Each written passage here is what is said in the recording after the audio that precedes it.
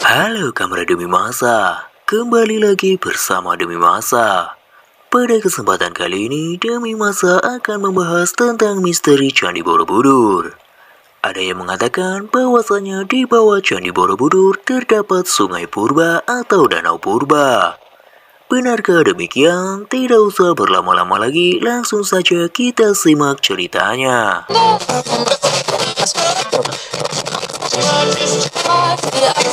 Candi Borobudur yang terletak di Kabupaten Magelang, Jawa Tengah ini selama berabad-abad terkubur di bawah gundukan tanah.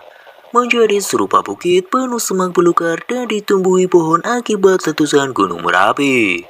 Lantas pada tahun 1814 atas peran Gubernur Jenderal Britania Raya Thomas Stamford Raffles, candi ini mulai menjadi perhatian pemerintah kolonial.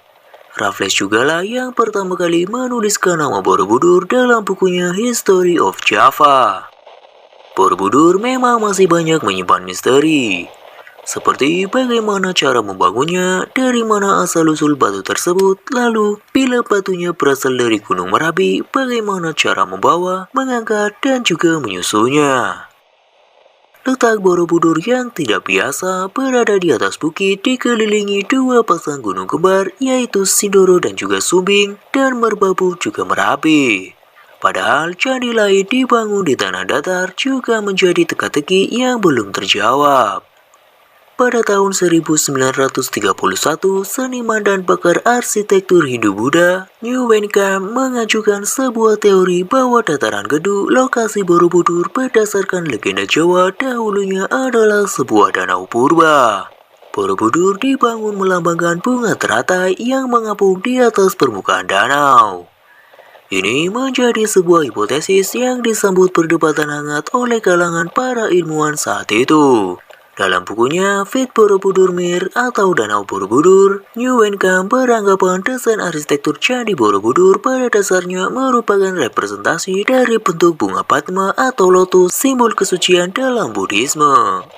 Desain bangunan ini diibaratkan menyerupai ceplok bunga teratai, dengan daun dan bunganya mengelilingi bakal buah yang terletak di tengah-tengah kolam. Tulis New Wenkam. Kemudian pada awal 1932, New Wenkam kembali menulis opininya di jurnal Netherlands in the Old and New. Dia mengatakan bahwa bangunan raksasa itu didirikan untuk melukiskan bunga teratai sebagai penghormatan atas Buddha Maitreya. Menurutnya, secara mitologis, sosok ini dinarasikan lahir dari rahim bunga teratai. Borobudur ialah bangunan bunga teratai raksasa dari jutaan kubik batu andesit menyembul di tengah sebuah danau. Di tahun 1937, dirinya kembali melakukan penelitian lanjutan dengan mempelajari topografi daerah di sekitar Candi Borobudur. Hasil penelitian ini pernah dimuat di harian Algemeen Handelsblad pada 2 Mei 1937 lengkap dengan gambar peta dan daunnya. Dari rekonstruksi diandaikan Candi Mendut dan Candi Pawon yang berada pada garis lurus dengan Candi Borobudur berada di daratan dengan lokasi di tepian danau. Dari Candi Pawonlah, kata New Wenkam, dapat diperoleh panorama Borobudur yang paling bagus. Sementara itu, mengutip hipotesisnya, New Wenkam menunjukkan beberapa nama desa di sekitar Candi Borobudur yang berhubungan erat dengan danau dan air seperti Tanjung Sari, Bumi Segoro, Sabrangrowo, atau Segaran. Tetapi mendengar hipotesis itu, Theodor van Erp, orang Belanda yang juga berjasa memimpin pemugaran Candi Borobudur, langsung menyanggahnya. Dirinya tentu memahami benar segi-segi teknis bangunan ini. Dalam catatan Van Erp, Candi Borobudur dibangun dari 2 juta kubik batu andesit, terdiri dari 1460 panel bergambar dan 1212 panel dekoratif dan juga 504 patung Buddha 3 dimensi. Ditambah 1 stupa besar dengan diameter 52 kaki.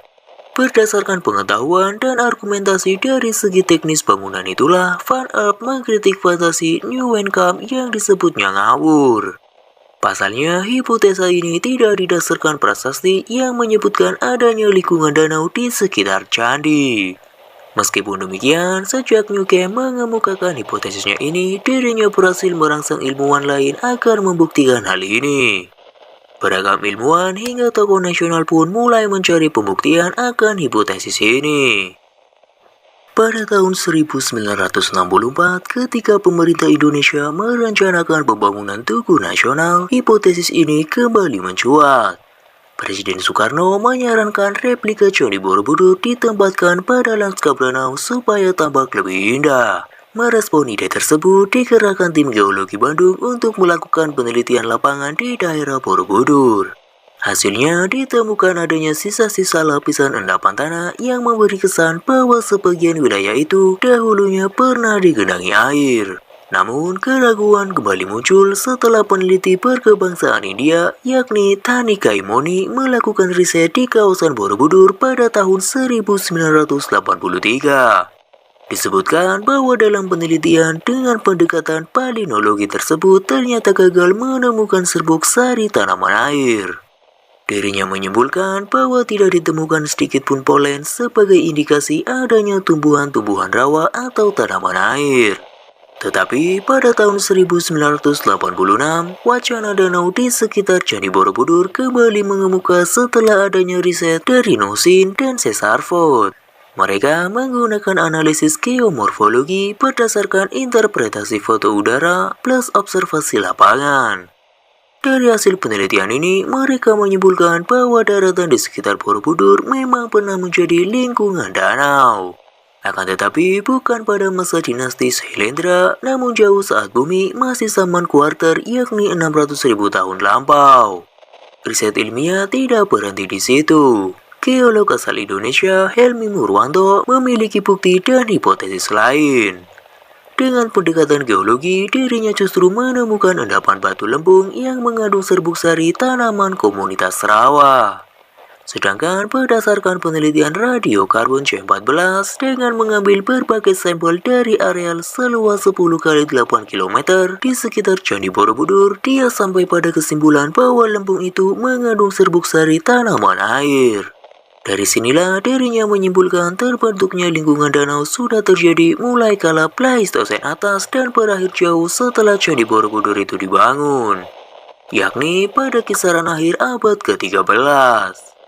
Dia menyampaikan proses hilangnya danau itu dapat diamati dari material penutup endapan danau yang merupakan hasil dari aktivitas vulkanis, tektonis, gerakan massa tanah, dan batuan, serta aktivitas manusia. Demikianlah kisah tentang misteri Candi Borobudur yang dikatakan bahwasanya di bawah Candi Borobudur merupakan sungai atau danau purba. Bagaimana menurut Kamera Demi Masa? Jika Kamera Demi Masa memiliki pendapatnya tersendiri, tulis saja di kolom komentar. Sampai jumpa di kisah-kisah selanjutnya.